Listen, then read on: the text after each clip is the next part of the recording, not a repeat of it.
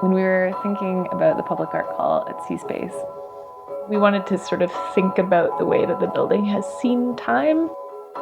And in thinking about that, we arrived at the hourglass, because the hourglass is like, of course, this ubiquitous symbol of time, but it's still a very beautiful object, and it has this really dynamic quality.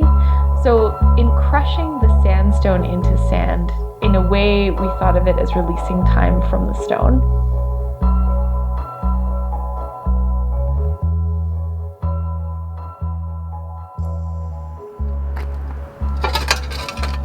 One of the materials that was on offer as part of the commission were these sandstone scraps from the building, so portions of bricks they had to remove or leftovers from when they did the restoration.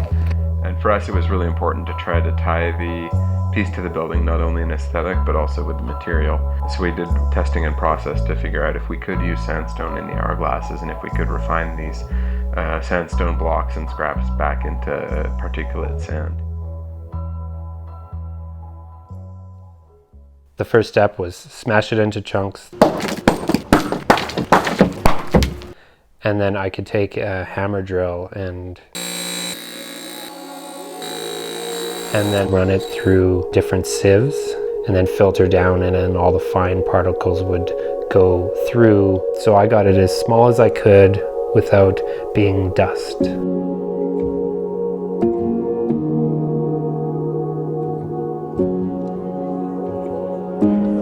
We did a process that we called time gathering, which was essentially inviting members of the community, like the C-Space community, our friends, the broader arts community, the public in general, to submit intervals of time that were in some way either measurable or significant to them.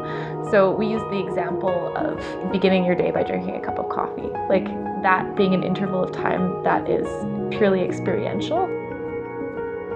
People timed all kinds of different activities for us, and I feel like it was kind of interesting how much people connected to this particular public engagement. There automatically was a relatability to the artwork, so it had something that people could look at and think about in a way that's very personable. Even if it isn't personal to you, it's something that you can imagine happening to you or participating in some way.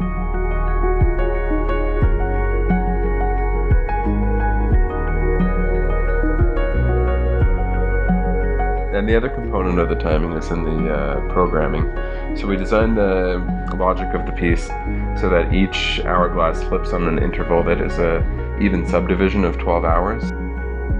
So we picked times basically every subdivision that was to an even second, and then kind of assigned each hourglass the nearest window that would coordinate with that. And the reason we did that is so that at noon and midnight the whole piece will synchronize with itself and flip in unison.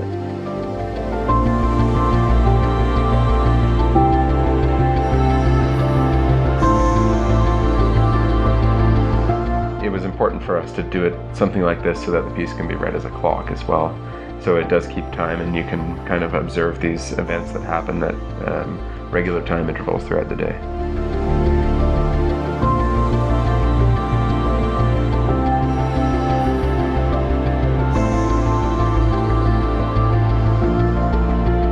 It's nice to go out into the public and you kind of learn what other people are thinking about. And I think it really helps the project, mainly giving it like a little bit of a human touch. Time is absolutely the one connecting factor that we're all thinking about it, and it's something that people experience. We just put it out there, gave it a visual kind of thing to all these different times, and that gives it a little bit of magic kind of thing. It kind of pulls it out of this mystique realm. Why glass, why hourglasses, why time, why use the sand? You know, well, there's a lot of whys in there that, you know, if you're inquisitive, there's reason for all those.